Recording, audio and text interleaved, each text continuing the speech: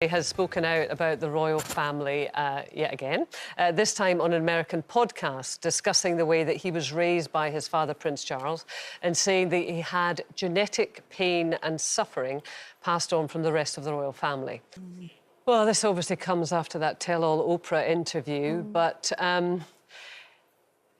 you know, is this wise? Look, I mean, when you really listen to what he said there's no blame. He's talking about, you know, for me, I would call it like generational curse and things that pass on from parents and grandparents.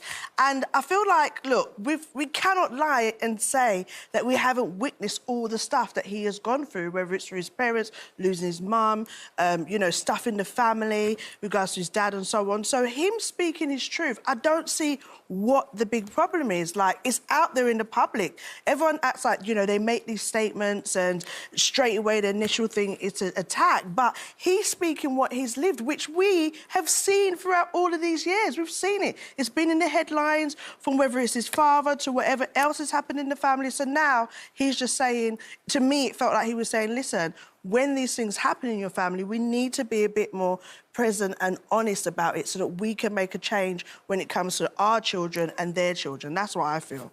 Well, what do you think, Nadia? First of all, I was struck how American he's becoming.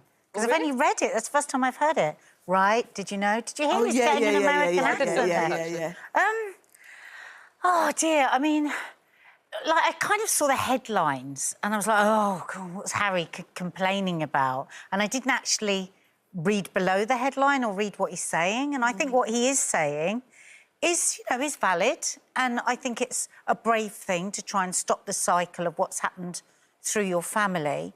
I suppose I just don't know what it will do for him. Obviously, it's done great for him talking to a therapist about it, and I think it's brilliant. I'm just trying to work out, is this the place that he wants now, where he becomes an advocate for mental health, and by him talking about these things, he then, you know, affects change in other people, in which case he's got a great platform to do that, and good for him.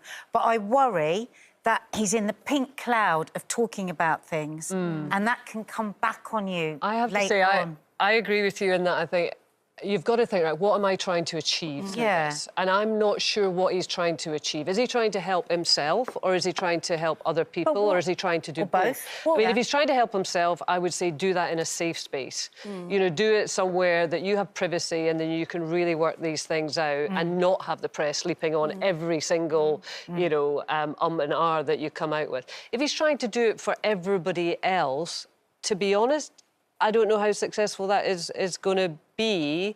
And I would also think, what is the impact going to be on his family relationships? Because if I was his brother listening to that, or his father listening to that, I'm not sure how I would receive it. I just feel like if he's dealing with the trauma that he's experienced throughout his life, losing his mum, and he spoke about in that podcast feeling like his entire life has felt like the Truman Show, which I don't think anyone could take that away from him. It must have been just the most difficult thing as a child to grow up in everybody's view. Even if a part of him was speaking out because maybe perhaps he doesn't have the relationship or the ability to be able to say the things he wants to say to those family members that have made him feel that way, or to the people in his life that have shaped him and put him in this position, who cares? I think if this is cathartic for him in any way, shape or form, if this helps him deal with his trauma, whether it's for himself or for other people, so that he can say, oh, don't worry, you're not alone out there, you know, I've experienced similar things. Why does he have... I don't know, I just think, why can't he make those decisions and just do what he's got to do to get through his trauma? And, you know, maybe the thing is, because it's Mental Health Awareness Week and he does have his mental health charity, maybe this is just something... I suppose it feels like, is he always going to be talking about this stuff? But this might be very much a one-off, and it's another thing that But why isn't it OK to always be talking about this stuff? I think it is OK if it's what... Look, you know, we're talking about mental health, and the reality is when we do look at things on the psychodynamic level, there is always, you know, not always, but there's some connect to how we are, who we become, what we're feeling, how we learn to love, how we learn to end things from our relationships that we've built as children. Now, if this is something that he's had to battled with in silence for so many years, and now he feels he's finally becoming to his own. And yes, that is moving away from his royal duties and having a wife and all the things that we've seen him being attacked for.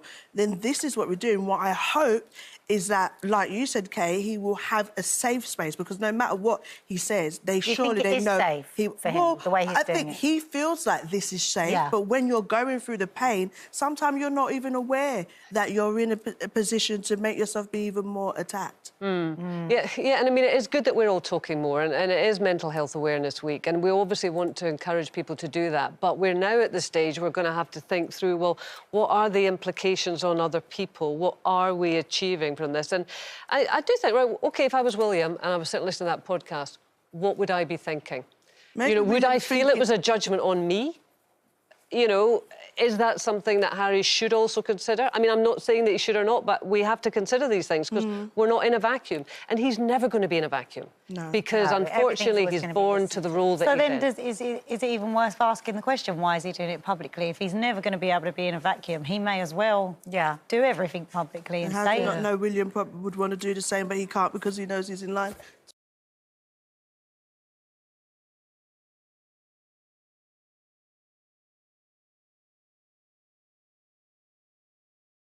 Welcome back to Royal Sussex Squad, your safe space for truth, clarity and standing strong with Prince Harry and Meghan Sussex.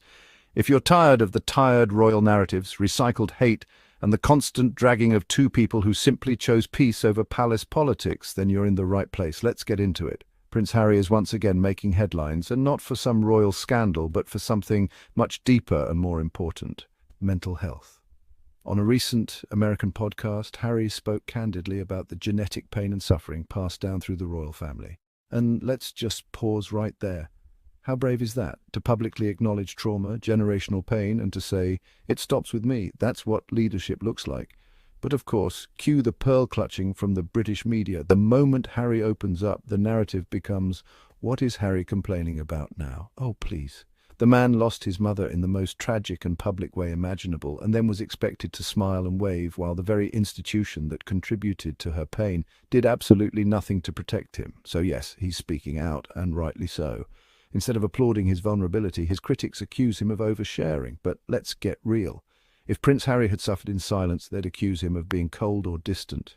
This is the royal hypocrisy on full display. Damned if you do, damned if you don't. What Harry is doing takes guts.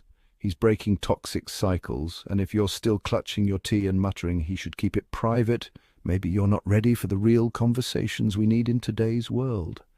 Mental health matters, and Meghan Sussex has stood by him, championing openness, healing, and humanity every step of the way. This isn't about drama. This is about growth, healing, purpose, and Harry has found that purpose not in hollow titles, but in truth-telling.